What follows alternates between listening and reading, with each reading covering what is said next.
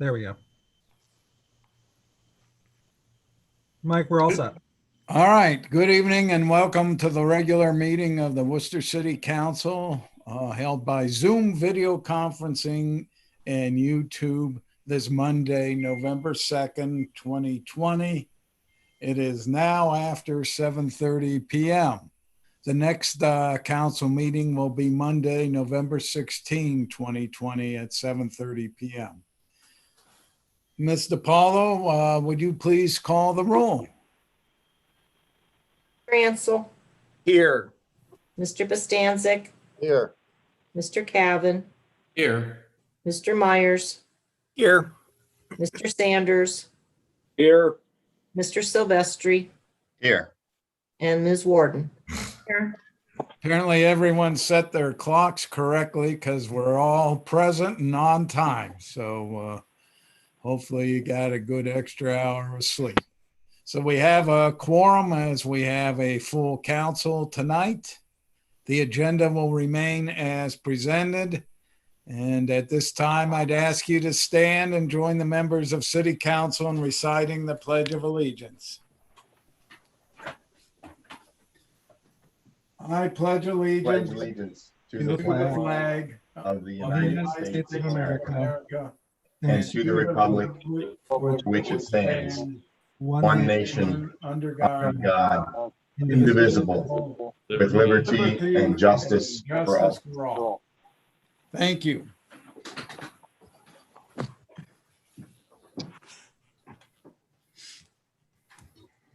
All right. I will entertain a motion to approve the minutes of October 19, 2020. Mr. Silvestri will move. Scott Myers. All right. Motion by Mr. Silvestri, second by Mr. Myers. All in favor, please say aye. Aye. Aye. Those opposed, say nay. The minutes of October 19, 2020 will be approved. Mr. Mayor, welcome. Hello, President Buitendijk and all members of council and the public. So nice to see everyone this evening. I wish us all a good meeting here as we get started. Just a few things to report tonight. I hope, I'll just hold it up real quickly here, that you all got a chance to see the newspaper insert of Worcester's fall newsletter. I wanted to say thank you specifically to Linda Paulo, Joel Montgomery, and our city managers for doing this nice publication. It tells a lot of good stories about our city, and those folks all worked pretty hard to put it together, especially Miss DiPaolo. So, also, we did hold that tree planting that I had mentioned to you at our last meeting. It was in celebration of Arbor Day, which usually happens in the spring, but because of the COVID, we ended up having to slide it into the fall. But we did fulfill our obligations to become a Tree City USA again, and so we're hopeful that they do present that to us. The admin team had a meeting with Dominion Energy about Worcester's natural gas supply, making sure that we're making sure that any new construction or projects could get the services of the public utility here. We've met with the county about a proposed agricultural security area that is being proposed near the borders of our city. We are just making sure that we understand what that entails and consists of. So we did receive a better understanding of that. We held our bi-monthly Worcester, Ashland, Orville Council of Governments for our dispatching center, and all is going very well in that world. And we're thankful for the efforts of Rhodey Walders and all the dispatchers that are handling the traffic every single hour of every single day. We participated in our monthly Worcester Community Hospital Finance and also Board of Governor meetings last week, and we are in good shape as far as a hospital. We're still fighting the effects of COVID, and in fact, as far as what is present in our hospital today, we have had a relatively high last 2 weeks of the COVID census. We have 31 patients today, with some in the ICU. We are fine on ventilator numbers. So we are have a full supply of ventilators available and some open beds. Right now, we are okay, but things are getting tighter as far as the numbers coming to the hospital. All other hospitals in our region are seeing the same surge in numbers, so we're not alone with this. Let's see. We met with a faith-based group called Wooster Homelessness Task Force, the Salvation Army, and 180 about shelters and homeless issues, and had a good conversation there. We've got some good partners in those groups, and are looking to help solve some of the folks that are still sheltering on our streets. I got a chance to tour the new science building at the OARDC directly north of the Schisler Center. It is nearly complete and it will be a wonderful addition to our Wooster campus of Ohio State University. So hopefully they'll be getting that opened up here before December. I was part of a Wayne County COVID Task Force Zoom meeting today with Governor DeWine and Lieutenant Governor Houston. We were talking about the increase in the virus cases throughout Ohio and here in Wayne County. We're working on a strategy on how to decrease the infection rate and bring it more to a county level is what the governor is trying to achieve. The governor announced that there will be another return of funding from the Bureau of Workmen's Compensation yet this fall. It will help offset some of the costs of the virus for us. And our admin team, led by Andre Dordia, Joel Montgomery, and our managers have been finalizing our 2021 budget proposal. It will be presented at the November 16th City Council meeting. So that's all I have to report, President Beitendijk, and we're here to answer any questions as the meeting goes on. Thank you. Thank you, Mr. Mayor. A little disturbing about the uptick in people in the hospital. And even though Halloween's over, I must remind people that masks are not just for Halloween. So I keep that in mind. Good comment. We do have a petition for a new liquor license from Local Roots. And if you would, Mr. Paulo, please read the petition.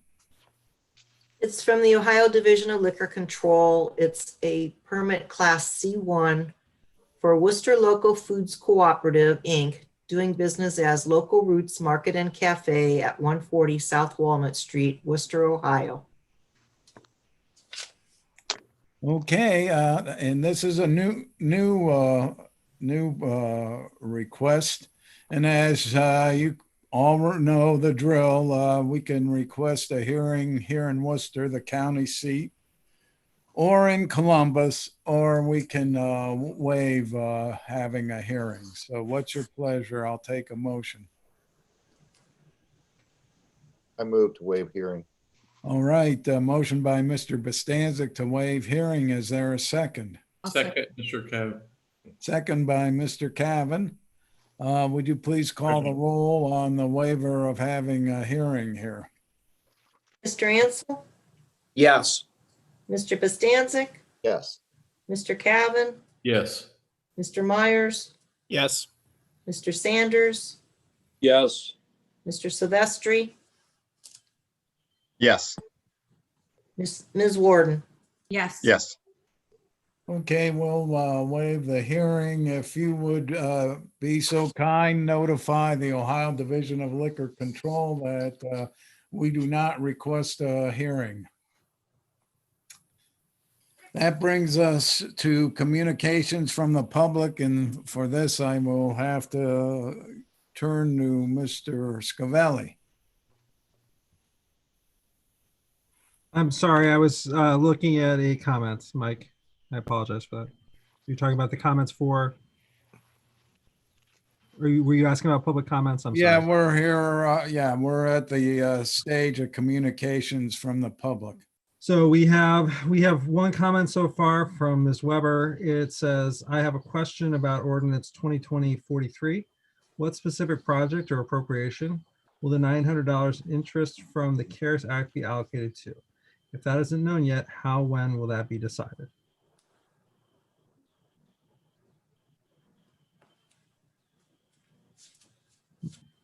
Mike, I can't hear you. I didn't say anything. I would assume that Mr. Dordia would be the one to, where would the interest be allocated? Have we figured that out yet? Well, no, we haven't. Any of the 8 or so applicable areas that I listed at the last meeting. So, but we either have to obviously use it for those eligible expenses or send it back.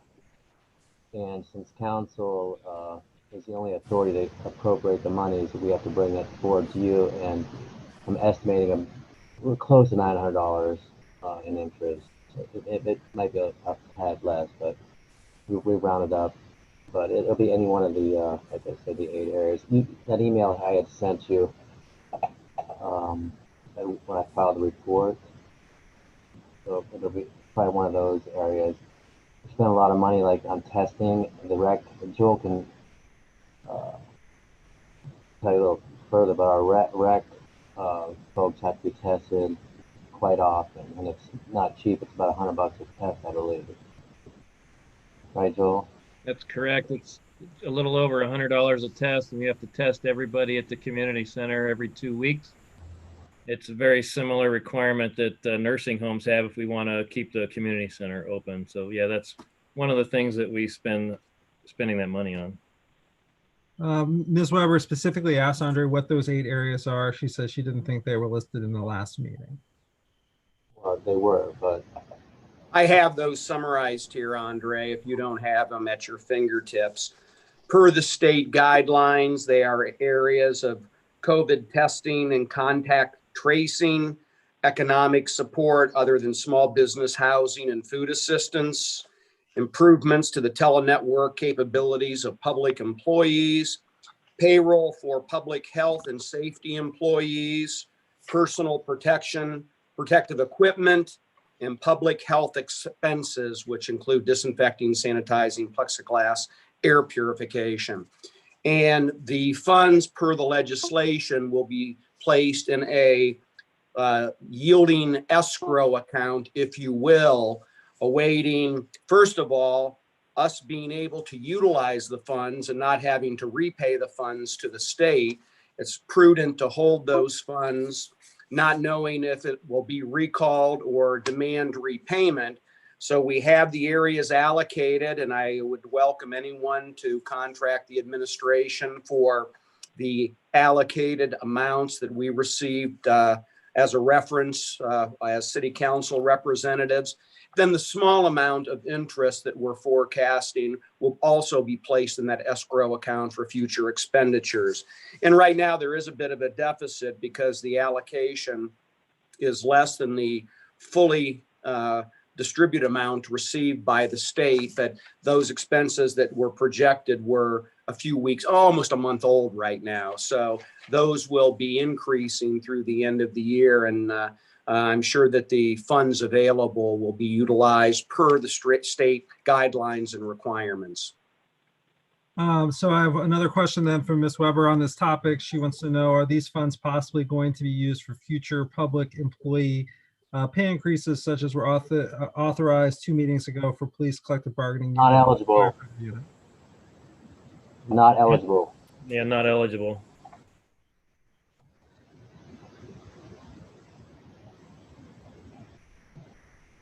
All right. So President Bidendeck, I would request at this point we wait 2 minutes to see if there are any other comments, and then if that works for you. Only if you can entertain us now for 2 minutes, Mr. Scavelli. I'll watch the clock.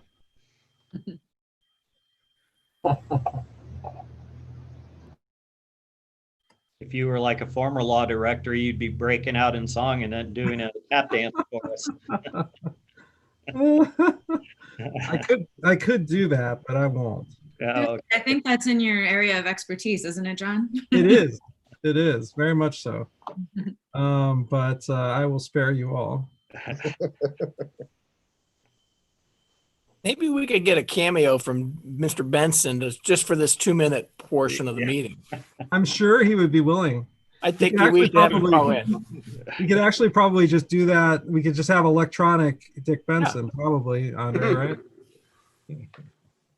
He would be excited to do that. All right, so we have one other question here from Desiree. She says, she also has a question about the finance meeting at which the appropriations decisions that this is amending were made. When was this meeting, since it was not a regular meeting, if I understand it? I think I can answer that. I do not think that there was a finance committee meeting to make the decisions as to care funds allocations. Although perhaps Andre or Joel want to expand upon that.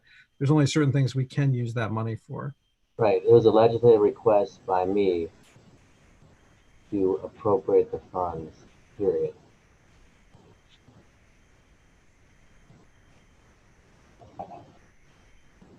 You can't spend the funds unless you appropriate the money, plain and simple.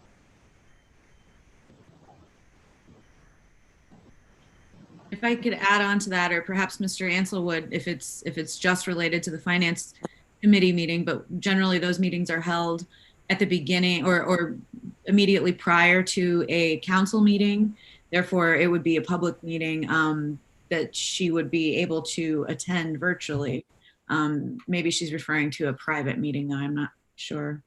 Well, so she's referring to section 3 of the ordinance, and I am assuming, I'm going to pull that up, I'm assuming that's talking about this meeting we're in right now. But I have to actually go to the legislation. So 2020-43. So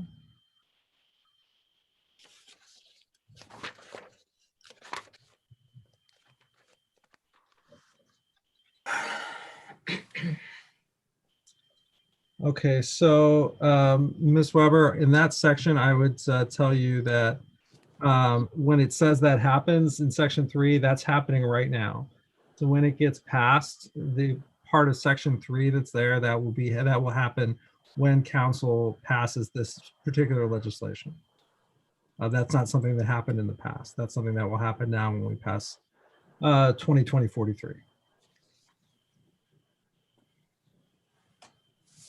Can I also add, if I may, that this really speaks to the transparency of the process, that even the little bit of interest that we receive off these funds has to also be used only for approved funds as outlined so exquisitely there by Mr. Ansel, Councilman Ansel. Thank you so much for outlining that. And I would presume, and maybe Joel Montgomery could answer this question just for the sake of the public, that we're keeping strict track of all of the PPE, other public health expenses, cleaning expenses, those types of things. I mean, extra disinfecting of surfaces. I would surmise that Joel and his team are keeping real close track of that, so that every dollar that we do spend and is eligible for these funds, that can be reimbursed by these funds. Is that true? That is correct. And we have to submit reports to the state on those as well. Again, just for clarity, when we receive the funds, they're unappropriated receipts. So we receive the CARES funding in. All this is doing is appropriating those funds for future availability in an interest-bearing account, so that during the period before we finally decide how we will appropriate those specific dollars to the categories outlined by the state, it's an escrow or holding account. But it was unappropriated. Now we've appropriated, saying this is for future expenses related to COVID-related expenses specifically. So, and then when that is free and available, we can make the decisions on how we want to expend those available or appropriated funds that are being held in an interest-bearing escrow yielding account. So it's just the mechanics of holding funds and appropriating them. You know, we're not going to buy a fire truck with this fund. Obviously, that isn't one of the things that it's being appropriated for. We're going to utilize these funds once they're available and clear for availability and distribution to one of the categories outlined by the state based on our specific and documented expenditures. Period. End of story. Yes, Andre. I add one other thing. So in addition to our financial audit, we will also have a special, or what's called a single audit, and these funds will be audited in connection with our financial audit. So yes, and actually Lynn's doing a fantastic job of keeping records. She has a stack of invoices, I think so far about this big. Right, I Lynn? would surmise that even though we are receiving money to appropriate toward these funds, it's still just a drop in the bucket as to what we have to spend to keep up with this COVID. I mean, it's not that they're not funding the entire process for us. They're only giving us a little bit of money. Most of it will fall upon us. So Very, Ms. very Weber good has one other question, I think, and what she's saying, she wants to know when those decisions as to where the money actually goes are made. And because today we're just appropriating the money. We're not making those decisions currently as to where specifically they go. So Andre, do you want to speak to that? Yeah, well, again, so we have not made a decision, obviously, on where the $900, and it's going to come in increments, obviously. So I can't spend what doesn't come. So that being said, it will go toward some of the things, like I said, we have already utilized. We've done COVID-19 testing. We've done improvements to teleworking capabilities for video conferencing, software, hardware, etc. We have bought PPE, and we have had, believe it or not, about $34,000 of public health expenses, such as disinfectant, sanitizer, plexiglass, some air purification systems. And we've also utilized it for public safety employee personnel costs, which is eligible under this. And we as a city administration would be happy to tell anybody what we spend these things on if they just make a phone call to us, and instead of having council have to use time to explain all of this. We're here every day from 8 to 5, so please give us a call. Right, this is all public record. Absolutely.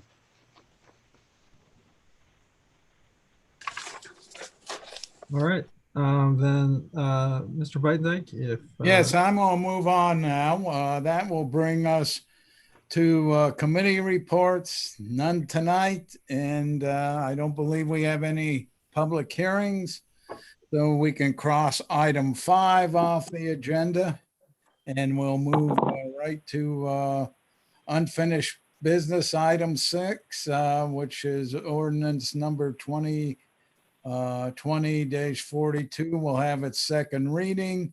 And I have a note because Mr. Sanders contacted me earlier today. He will be recusing himself. So if you would note in the minutes, Mr. Paulo, that Mr. Sanders will be recusing himself on this ordinance number 2020-42. So that being said, if you would please read the title, I would appreciate it. Ordinance number 2020-42. An ordinance amending ordinance number 2004-33 by expanding the boundaries of the Wooster Community Reinvestment Area Number 1 and permitting new construction for residential CRA tax incentives and declaring an emergency. Mr. Ansel, the floor is yours, sir. Yes, again, this will be the second reading of this important initiative, the Community Reinvestment Area Expansion. As previously noted, this has been an evolution of the original CRA that has been very, very successful and has resulted in millions of dollars in investments within our community over the last 15, 16 years. And this is just the ongoing reestablishment, review of the boundaries. Again, I want to commend Jonathan Millay for an ultra thorough overview and the hard work of the administration to set up these expanded CRA areas within our ordinances here. And I really want to compliment council for their diligence and their follow-up from the introduction of this piece 2 weeks ago with the administration and Jonathan Millay. There's been a lot of good questions. You've really analyzed this, and we have additional time for analysis and consideration should there be additional public feedback. And we'll keep this on second reading this evening, and in 2 weeks, we can move. And if there are any questions between now and then that are substantial or significant, we need to channel those to all council members so we're prepared to vote in 2 weeks. With that, I will highlight any additional questions for the public while we have Jonathan here would be welcome this evening. Seeing none, I'll accept that you have followed up with Jonathan over the last couple weeks, as we would anticipate each of you to do. Continue to review and consider this important revision as we go into the next phase of a very, very important and instrumental economic development tool for our city, the CRA. Thank you, and that will be second reading. All right, as Mr. Ansel noted, ordinance 2020-42 will have been considered to have had its second reading. Brings us to item 7, new business. First ordinance under new business is ordinance number 2020-43. It is slated for 3 readings. And before I get back to Mr. Ansel, Ms. DiPaolo, would you mind reading the title? Ordinance number 2020-43, an ordinance amending the annual appropriation ordinance and declaring an emergency. Mr. Ansel, I turn the floor back over to you, sir. Yeah, this should be pretty efficient this evening because we had good public feedback and inquiry and good discussion on this prior to ordinance 2020-43 being introduced this evening. As we all know, we have received to date 1.92 million. We received additional fundings and accepted those into our unappropriated balances. To date, we've received $2,143,236.38 from the government. We're appreciative of that. And as Ms. Councilman Cavan highlighted, this is a small portion of our COVID-related expenses that are itemized and being tracked accordingly. But to date, we will have gained about $900 of interest on the previous funds received. And we will again take these balances and hold them in a interest-bearing account so we can continue to accumulate, albeit a small percentage of interest, but still have some gain on those funds into the future prior to expenditure. So this just is really allowing us to deposit in an interest-bearing account those funds, and if we're able to use them, we'll expend them accordingly, or they'll be returned. But nonetheless, they will be drawing some interest during this hold period, if you will. So this is just allowing the administration to do that on behalf of City Council and providing them authorization to proceed accordingly. If there aren't any questions, I would motion to suspend the rules and move ordinance 2020-43 to third and final reading this evening. Motion to suspend the rules by Mr. Ansel. Is there a second? Second. By Mr. Cavan. If you would please, Mr. Paulo, call the roll on the motion to suspend the rules. Cavan, Yes. Warden, Yes. Myers, Scott. Scott. He looks Scott's frozen. I think he may be frozen. Yeah, he was frozen. Yes. Oh, there he is. Okay. Sanders was Yes. yes. Silvestri, Yes. Bostancic, Yes. Ansel. Yes. Okay, the rules are suspended. Do you have another motion? Motion to adopt, Mr. President. Motion to adopt by Mr. Ansel. Is there a second? Second by Mr. Cavan. Any further discussion? And I appreciated your explanation, Mr. Ansel, about this during the public comment. People get confused with the terms appropriation. It's a term of art that means that the funds will be put into play to be spent, but how they're spent still hasn't been determined. Is that fairly accurate? Absolutely. And thank you for reinforcing and highlighting that. Yep. Anything else? Seeing none, would you please call the roll on the motion to adopt? Cavan, Yes. Warden, Yes. Myers, Yes. Sanders, Yes. Silvestri, Yes. Bostancic, Yes. Ansel. Yes. Ordinance number 2020-43 passes. Let's turn our attention to resolution number 2020-54. It will be presented by Mr. Bostancic. It is slated for 3 readings. Before I get to you, Mr. Bostancic, I will turn once again to Ms. DiPaolo and ask her to please read the title. Resolution number 2020-54. A resolution authorizing the Director of Administration to advertise according to law and enter into a contract with the lowest and best bidder for pavement resurfacing and repairs and declaring an emergency.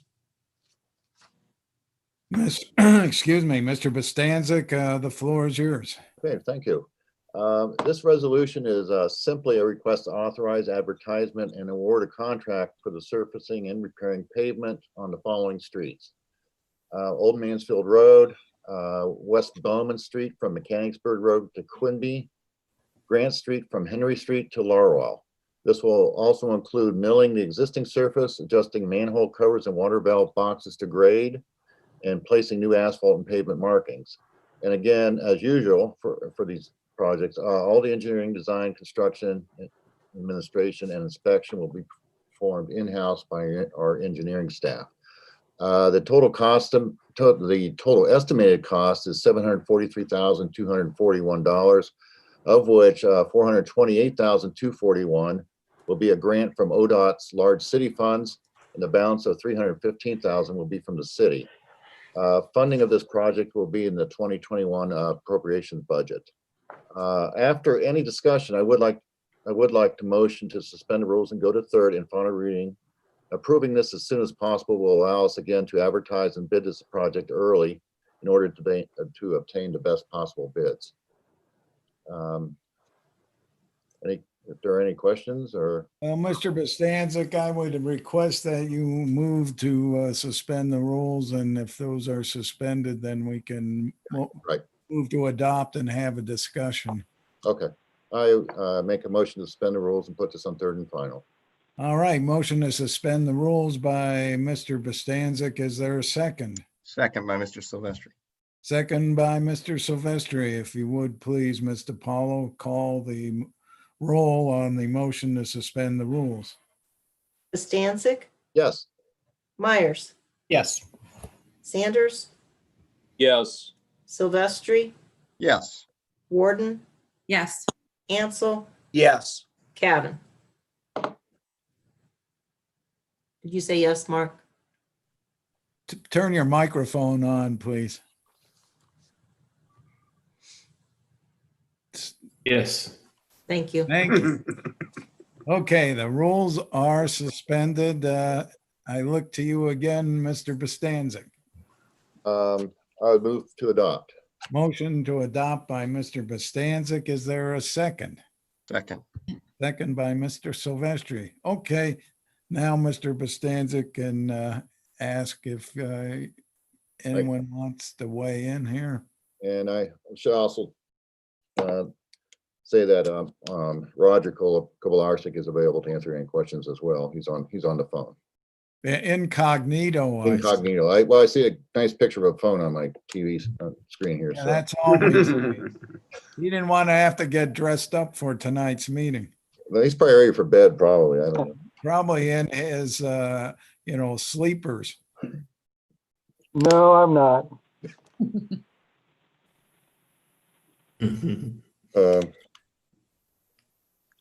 Well, I appreciate being proactive and be able to get these bids out early before some of the other municipalities wake up to the fact that they will have these kinds of expenses. So hopefully we can get a good deal in terms that people will be anxious to lock down some contracts this early in the for next year.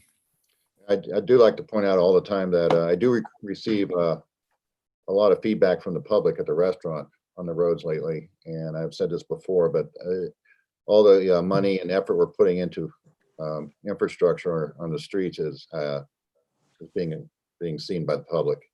We're very appreciative of it, and I'm getting a lot of nice comments.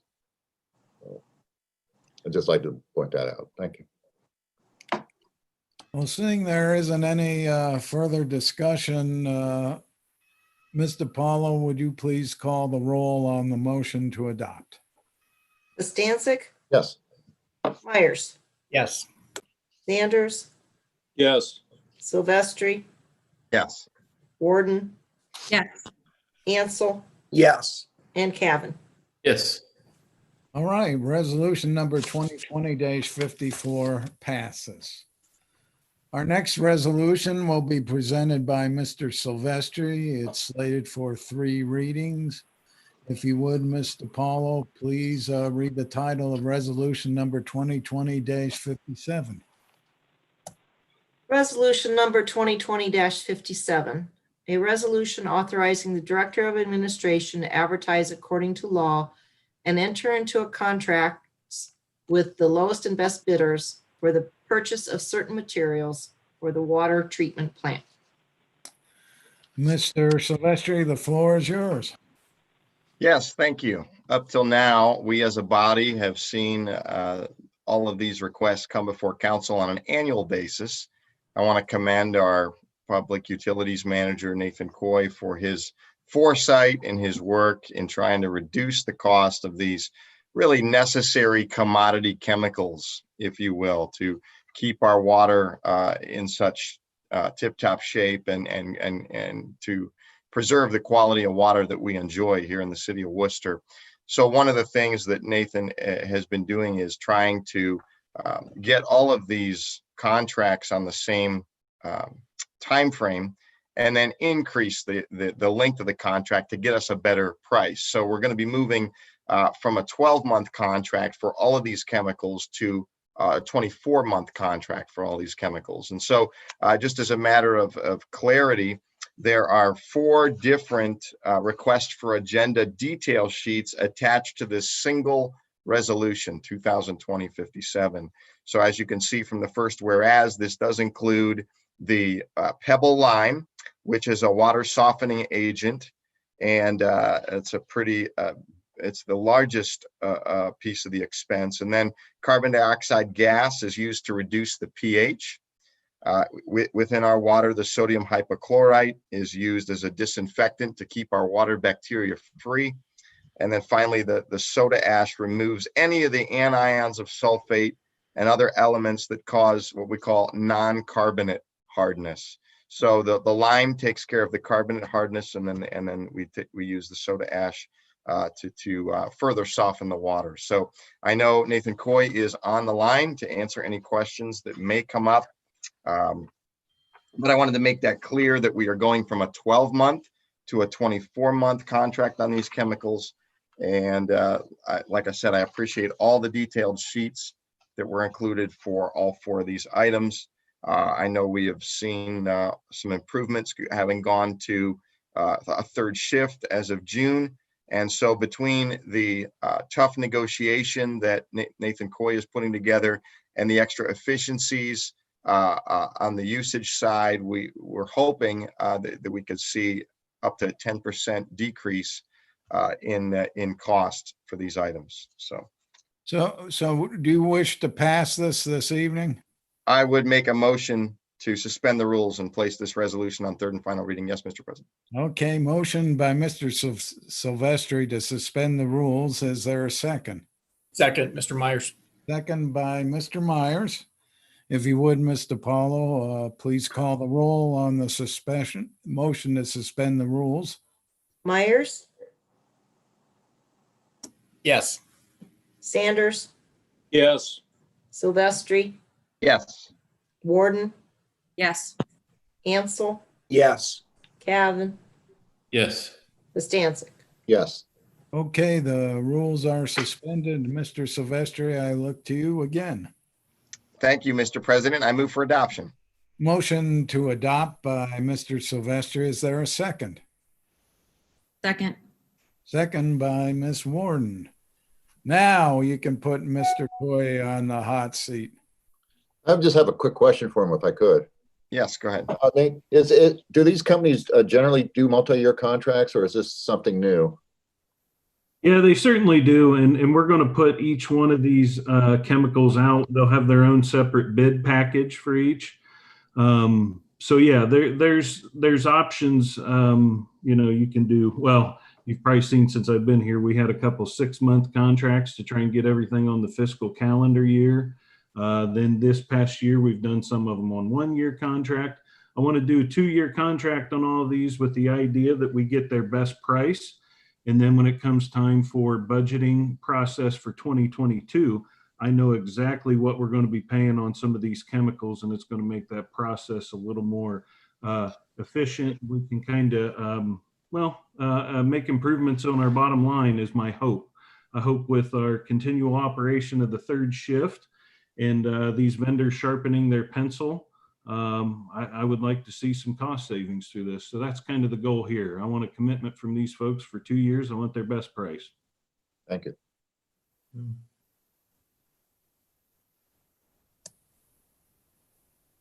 Anything else for Mr. Silvestri, Mr. Coy? These chemical, I was going to ask this, but I wasn't sure. Go ahead. These chemicals, will they ship these to us as needed, or do we need to hold them? I was worried about loss of, will they still be as strong? Will they still be as concentrated? But yeah, terrific question. I'll give an example for our lime. We schedule a load about every week. So we have those lime storage units on top of the water plant. So we're constantly rotating between the 2 silos. Same thing on the soda ash bin. We schedule loads based on how we're operating and kind of project that way. The sodium hypochlorite, which is chlorine, we have roughly 2,000 gallons of that on storage on site. So we schedule fillings based on that, and same thing with the CO2. So it's really we don't want to run us too low in case maybe there's a logistic issue, but like you said, we don't want to have too much on hand that could cause an issue with delivery or even losing some of our potency. So there is some truth to that. thank you. Anything else? Seeing none, would you please call the roll on the motion to adopt? Myers, Yes. Sanders, Yes. Silvestri, Yes. Warden, Yes. Ansel, Yes. Cavan, Yes. Bastancik. Yes. Resolution number 2020-57 passes. We now look at resolution number 2020-58. This is part of the Mr. Silvestri show and the Mr. Coe show here. Quite the team. See, you have the same haircuts too, so pretty impressive. But before we get back to you, Mr. Silvestri, and it is slated for 3 readings as well, I'll look to Ms. DiPaolo to please read the title. Resolution number 2020-58. A resolution authorizing the Director of Administration to advertise according to law and enter into contracts with the lowest and best bidder for the purchase of certain materials for the waste recovery resource facility. All right, Mr. Silvestri, the floor is yours, sir. Thank you, Mr. President. Okay, we're shifting from making fairly clean water even cleaner to taking wastewater and what we're doing here. This is a press polymer contract. And so in addition to the belt press that we use to thicken our waste sludge, to get it ready to enter our digester for power generation, we also have this chemical manner in which we can remove some of the excess water. So to get it ready to process. And this item is now at the bidding threshold based on our usage. So one of the things that Mr. Coy is going to be doing here is continuing to ask for both lab samples and even trial run samples as we bid this out now, so that we can get the best value, because people tout certain prices, and then if their efficacy is such that we have to use a certain percentage more, then we're back to square one, and we don't want to be taken for some of these differences in concentration and effectiveness. So, and again, we're going from a 12-month to a 24-month commitment on this as well. And because it is slated for 3 readings, I would make a motion to suspend the rules and place resolution 2020-58 on 3rd and final reading this evening. All right, motion to suspend the rules by Mr. Silvestri. Is there a second? Second. Second by Mr. Ansel. Ms. DiPaolo, would you please call the roll on the suspension of the rules? Sanders, Yes. Silvestri, Yes. Warden, Yes. Ansel, Yes. Cavan, Yes. Bastancik, Yes. Myers. Yes. The rules are suspended. I look to you again, Mr. Silvestri, for another motion. Thank you. I move for adoption. Motion to adopt. Is there a second? Second, Mr. Myers. Second by Mr. Myers, and I'll turn it over to you, and you can grill Mr. Coy as your leisure. Any questions? Thank you. Okay. Seeing none, then I will ask Ms. DiPaolo to please call the roll on the motion to adopt. Sanders, Yes. Silvestri, Yes. Warden, Yes. Ansel, Yes. Cavan, Yes. Bastancik, Yes. Myers. Yes. Resolution number 2020-58 passes. And continuing on the Silvestri Coy Roadshow, we look at resolution number 2020-59. It too is slated for 3 readings. Before I get back to you, Mr. Silvestri, I will ask Ms. DiPaolo to again read yet another title. Resolution number 2020-59. A resolution authorizing the Director of Administration to advertise according to law and enter into a contract with the lowest and best bidders for lime and biosolids residual management. Mr. Silvestri, the floor is yours, sir. Yes, thank you, Mr. President. We're still on the subject of water recovery. We've followed the same blueprint, if you will, and we have both the biosolids removal, and there was a typographical error in the project name. on that part of the agenda sheet, we had the words solids twice. And then also on the utility, on the other side of things, the lime solids. So we have biosolids and lime solids. The idea is that we might, put lime into it for softening, but then when the water's done being used, we have to take that back out. And same with and we have to take out biosolids. I think everybody would know why that's the case. There was also a typographical error numerically. The 2020 expected expenditures for lime solids is projected to end at around $343,970. When that number was mentioned in the third paragraph of the description of request, there was an extra digit, an extra 4 that was in there. So I did catch that error and just wanted to call those out. In this particular case, our manager is going to look to move from a 12-month commitment to a 36-month commitment. So I know this is slated for 3 readings. So with that, I would make a motion to suspend the rules and place Resolution 2020-59 on third and final reading, please. Motion to suspend the rules by Mr. Silvestri. Is there a second? I'll second. Second by Mr. Bostancic. If you would, please call the roll, Mr. Paulo, on the motion to suspend the rules. Silvestri, Yes. Warden, Yes. Ansel, Yes. Cavan, Yes. Costancic, Yes. Myers, Yes. Sanders, Yes. Is that everyone? that is. Okay, the rules are suspended. Mr. Silvestri, I look to you again for another motion. Thank you, Mr. President. Motion to adopt. Motion to adopt by Mr. Silvestri. Is there a Second. I see second by Mr. Ansel. And we'll open it up for questions if that's all right with you, Mr. Silvestri.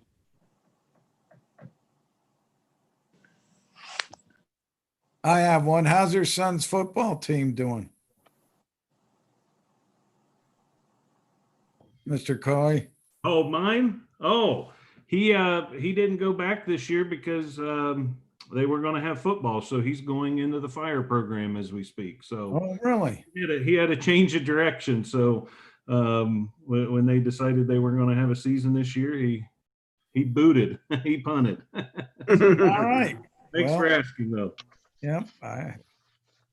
Sounds like a great profession to be going into. And that way he can take care of you in your retirement. There you go. Well, if there are no questions, then I would ask Mr. Paulo to please call the roll on the motion to adopt. Silvestri, Yes. Warden, Yes. Ansel, Yes. Cavan, Yes. Costancic, Yes. Myers, Yes. and Sanders.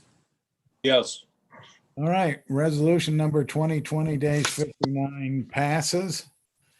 We now have our last piece of legislation, resolution number 2020-60. And that will be presented by Mr. Silvestri. It is slated for 3 readings. If you would please, Mr. Paulo, one last time, read the title of the legislation. Resolution number 2020-60, a resolution authorizing the Director of Administration to advertise according to law and enter into a contract with the lowest and best bidders for the purchase of maintenance services and improvements for the biogas combined heat and power engine at the Waste Recovery Resource Facility. Mr. Silvestri, the floor is yours, sir. Thank you. As most of us are aware, but for the sake of maybe those watching, one of the unique benefits of the system that we have down at our wastewater recovery facility is the generation of power.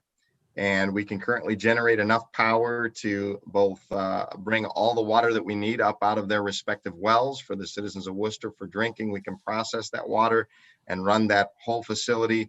And we can also run the wastewater recovery system, all from the power generated off of our power generation system that we designed and have now purchased and have been running for quite a while. So one of the things I remember being under discussion was the fact that we would be generating our own natural gas.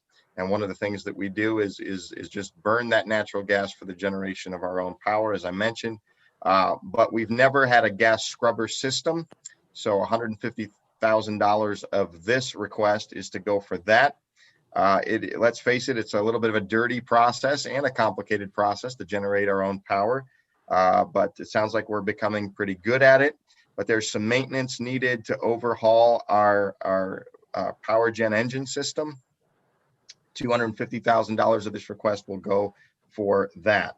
So if there's any further questions, Mr. Coy is here to answer them. But in addition to that, we're also going to have a couple of years of maintenance that's going to be included here as well. And we're going to bid this out and hopefully award it to the lowest and best bidder and have them become a partner with us so we can run a cleaner operation.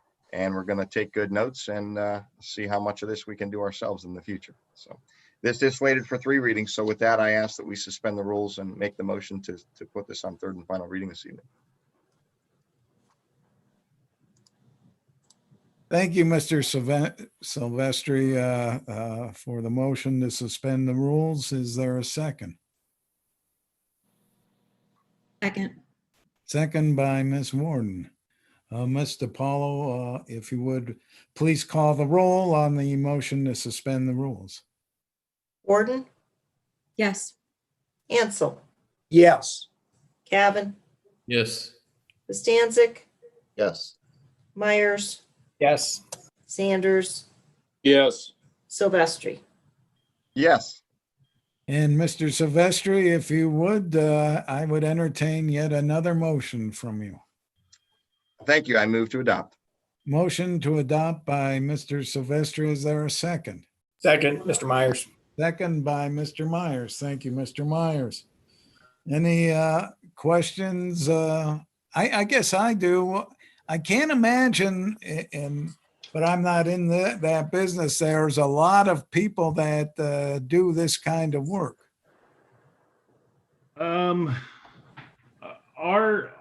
Our avenue is a little unique. There's not a lot of folks using the biogas like we are. There are some folks, but I'll again say this: we have here at the city of Worcester, 100 years worth of, history and experience of treating water and wastewater. We are now in the power business over the past handful of years. So there continues to be a curve on this to get this efficient as possible. The machine that we have, not only does it generate power for us for both the treatment plants, we use a heat exchanger system off of that so we can get our biosolids to that thermophilic temperature, that Class A process that makes it easier to market to the local farm fields. So we're harnessing the energy and the heat off of that. The machine that we have now, it's got about 41,000 hours of runtime on it.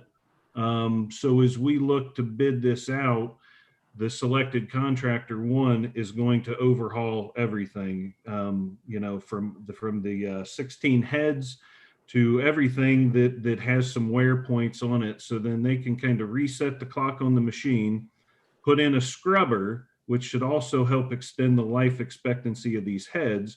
And then they're on the hook then for some continual maintenance. So part of this is to figure out, where do we go with this expense? We put this money into this machine. Does this give us 4 years, 5 years? I'm trying to figure out what that window is, for our reliability. So one of those things that I share with folks, this is a great process. It's exciting to be a part of. And so when I share things like cost savings, I'll also say that that's money that we're not putting out to the power provider that we're using to recoup our operational costs. So I'll use an example. One of the things that our treatment processes at both plants is dependent upon how many millions of gallons we treat every day. So one of the set points that I compare this on is our cost of electric per million gallons treated at both facilities. And to give you an idea, so far this year, our best month making power compared to our lowest month making power, doing it ourselves, we had $111 of savings per million gallons. So right now we're at that point because we've had a month or two where we've been down with the machine. This is due to reliability of contractors. That's why I want to get a contract and tell them if we have issues, you're here within a certain time period to keep our efficiency going on this. Our average right now, we're rolling into that $59 to $60 per million gallon. I would like to see us continually be at that 100 threshold. So that's one of the hopes with this contract, moving this into the next phase of reality on how we manage this system. Mr. Cooey, is there an expected period of time that this will be shut down during the replacement of all the parts? So is that going to significantly hinder the energy production, or is it something that you'll be able to kind of work around? What I'm trying to do now, and that's a great question too, getting some repairs. Let me back up. What we've been doing is kind of one-offing each thing that's come up. We do it as we can. So it's important for us to keep this heat moving in the winter months when it gets colder. So we're going to do some repairs now with budget money that we have. So then that way, this contractor that's selected, once we get through the coldest part of the winter, they can come out and do this work and maybe have the machine down for 2 or 3 weeks, overhaul, maybe even a month, and then get us back up and running. Hopefully April would be my idea. They would use the whole month of March if it's not too bitter cold to bring the machine up to speed. While they're doing that, or while we're waiting on that, they could start with the scrubber system. So we've got some work that they could do and kind of hit the ground running first of the year if we find the right company. So hopefully that answered that. Yes, thank you. Would this have any bearing on with the increased efficiency? Would that help with any of the odor that we've been experiencing? Does that have anything to do with it during the summer months? No, it does not. And I'll at least tell you what's going to help with the odor is our 5 million gallon tank that is under construction right now. I took some pictures and put it on LinkedIn. We've got one level of the tank wall up as of today. So as soon as we get that done, get it sealed up, I won't promise you a time just yet, but that's where we're going to control the odor. We're going to have a control on that, not have the atmospheric release, and we should be leaps and bounds better than what you've experienced to date. That's great news. Thank you. Anything else? I just want to add, Mr. Coy, probably my fault for not mentioning this when we talked earlier, but I know our Director of Administration, Joel Montgomery, so wisely had put into the contract for this, for our power generation facility before we owned it, some efficiency metrics to hold the people accountable. And I don't know if this would apply with the maintenance of our system as well, but just bringing up the fact that if we can hold them accountable in terms of efficiency, I know this, when I tell my children to clean their room, I have to check and make sure it's actually clean. So in the same way, they can maintain the system, but we would hope that the efficiencies would speak and that we can hold them accountable with some of those metrics. So, all right. Seeing nothing further, would you please call the roll, Mr. Paulo, on the motion to adopt? Warden, Yes. Ansel, Yes. Cavan, Yes. Bastancik, Yes. Myers, Yes. Sanders, Yes. Silvestri. Yes. All right, resolution number 2020-60 passes. Thanks for your attendance tonight, Nathan. It's nice to see you. And I'll be glad that sometime maybe next summer that I will not be mistaking the odor down Strawberry Alley as being from the treatment plant. You were lucky in September, the fair and some of the odor coincided, so I could never discern exactly which one was which. It was the fair. Yeah, it was the fair. Yeah, I didn't even bother you because I figured that what I would get in response. So anyways, thank you very much. That brings us to miscellaneous portion for council, and we'll start with Mr. Ansel.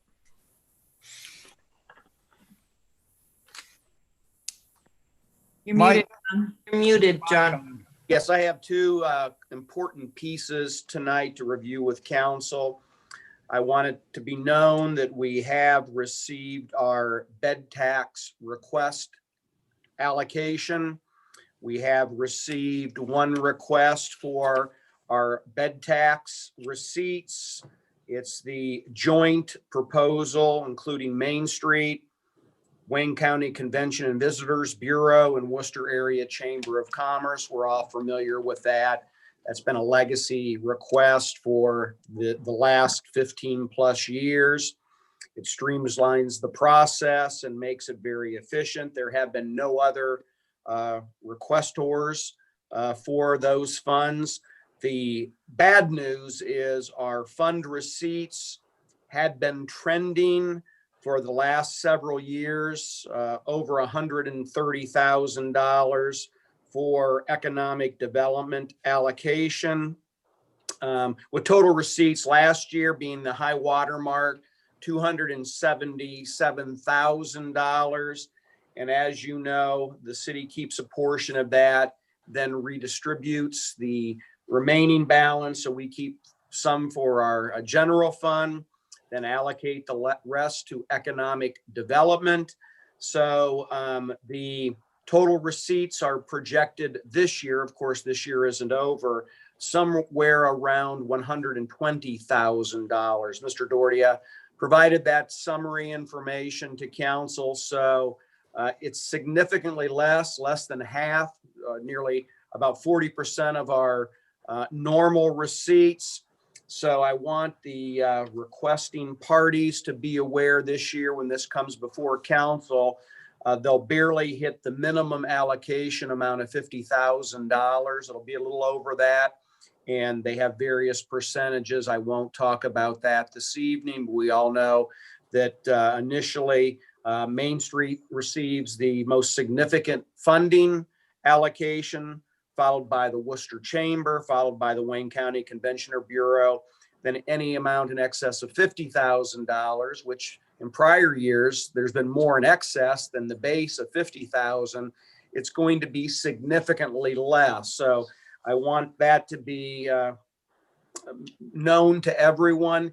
And I don't know if that will be on the agenda on the 16th, but please, council, in the next 2 weeks or so, make a visit to the administrative office or see Lynn, and she can forward to you that request. It is a sizable, well-documented kind of justification analysis of the resources that we're receiving through these economic development bodies for the city of Worcester. It's always very interesting and compelling, and it summarizes their hard work throughout the year and the economic impact that has on the community. So thank you on the joint request, and please get familiar with that and spend some time reviewing the justification analysis. Secondly, we did this last year, and it did aid in the efficiency of the financial budgetary process review.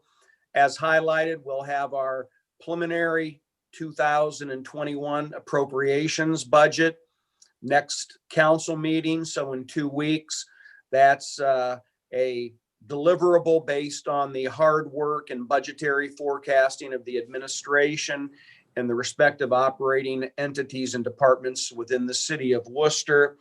It's a very, very time-consuming and deliberate and well thought out preparation process. And certainly this year is even going to be more of a challenge because of the COVID-19 impact and the anomalies that we have experienced in our operating expenditures.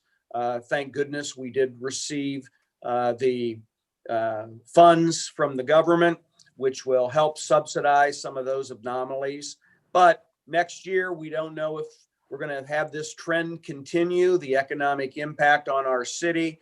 So it will be very, very important that we all receive that information, review it, and we'll go through readings, of course, for the budgetary appropriation review. But during the week of the 23rd or the following week, there will be a Zoom Finance Committee meeting. The first step will be receiving the 2021 budget. The second process will be the administration is hosting a two-person council review with the administration. It's a little more cumbersome for the administration because they have to repeat this 3 times because of sunshine laws. For council or 4 times, but we'll sit down and go through that review process, 2 council members each with the administration. Then we'll have a joint Zoom meeting to review any collective questions that may have arisen during those breakout sessions.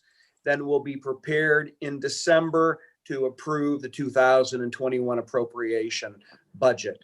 So I just wanted to kind of forewarn council of the upcoming responsibilities that we have before us, because it is a very, very important component of our overall responsibilities as being elected officials for the city of Worcester. So we look forward to that process, and then also the bed tax allocation review. That's all I have this evening, Mr. President. Thank you.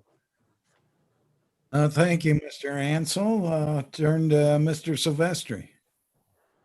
Yes, thank you, Mr. President. I just wanted to ask, because we are limited to these remote activities for the time being, is the bed tax application going to be something that we can post on the website, or typically we've either stopped down and seen it there on file with Lynn? I didn't know how we were going about that, so we can review that in detail.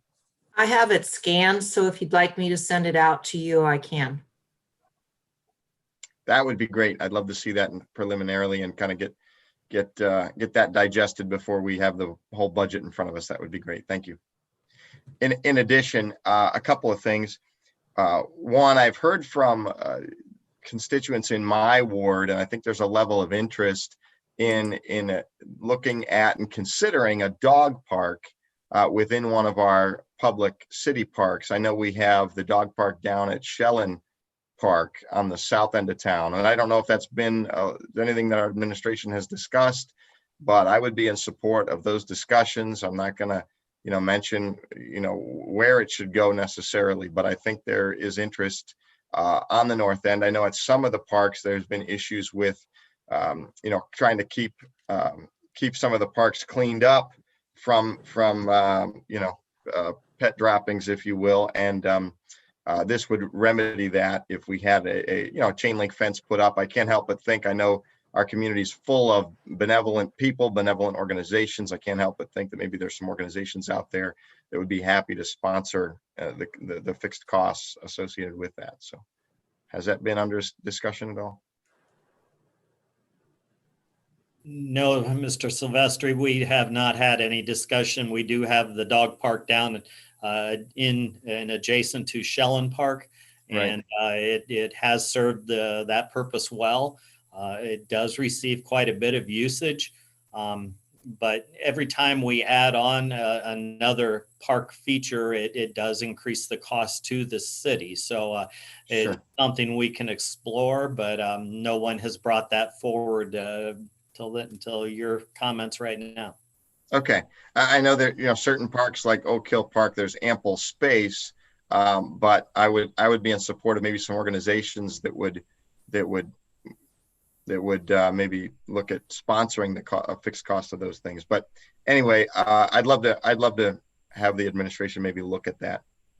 I can rule out Oak Hill Park right now because when the Noble Foundation contributed that property to the city for that park, they have strict guidelines as to what it can be used for, and it does not allow that usage, and so they would have to modify that, and I'm not sure that the flavor is there for them to do that. So Okay, perhaps Freelander or another one of the parks in the general area, but okay, thank you. In addition, I know there was also a collision at the southern end of Oak Hill Road where it intersects with West Liberty. Treacherous area there. Most people that are from the city and know that it's coming, it's not a problem. I'm used to it. Most people that are citizens of Worcester are used to it. But you get a dump truck from a contractor that's coming down the hill. I know there are times we can put a flashing light, a solar flashing light, similar to what we have for a school zone. If that's something I need to personally submit to the Traffic Commission, I'm happy to do that. I just didn't know if the administration was looking at any corrective action. we have not talked about corrective action. We do know that this has been probably the fourth or fifth accident that I'm aware of, and there may have been more before my time in following these things. So I'm happy to do that. I just didn't know if the administration was looking at any corrective action. I think we got some sort of feedback there on that one. I'm not sure where that came from, but yeah, we can look into it, but that has not risen to the level. And I don't know if a flashing yellow light would help the situation or not. So, but we'll check into it. You're right. The Traffic Commission is the proper route to do that. You got your maintenance manager, your city engineer, and your police department all represented there. They would be the expertise to look into what might be beneficial or not there. Thank you, Joel. And I would be happy to move it in that direction. I just didn't want to do double work if something was already in the works. So thanks.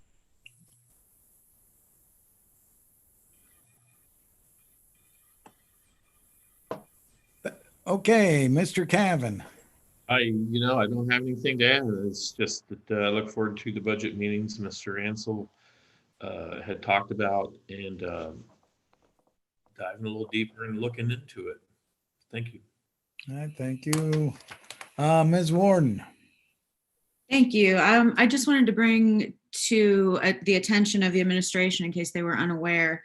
Recently, there was some literature and flyers distributed and posted on downtown businesses from a group known as the Proud Boys. This is an organization, or I don't know, a gang or whatever they are. They are considered a hate group by the Southern Poverty Law Center. I would just like to encourage our city to be vigilant and to keep them out of town. We don't need any trouble from people like that. We don't need more division. And this is I guess an alt-right chauvinist organization that has no place here and has no business in our community. Thank you. Mr. Myers. Thank you, President Bytendike. I just want to remind everyone, if you have not already done so, please go out and get out and vote tomorrow. Yeah. Have a great day. Thank you. And Mr. Sanders will give you the last word. Mr. President, I have nothing else to add with all this fine commentary that we had this evening. Well, I would motion to adjourn. Mr. Ansel moved to adjourn. Is there a second? Second. Second, Mr. Myers. All in favor, say aye. Aye. Aye. We're adjourned. Thank you for a good meeting. Appreciate it. Good night, everyone. Good night. Thanks. Have a good night, everybody.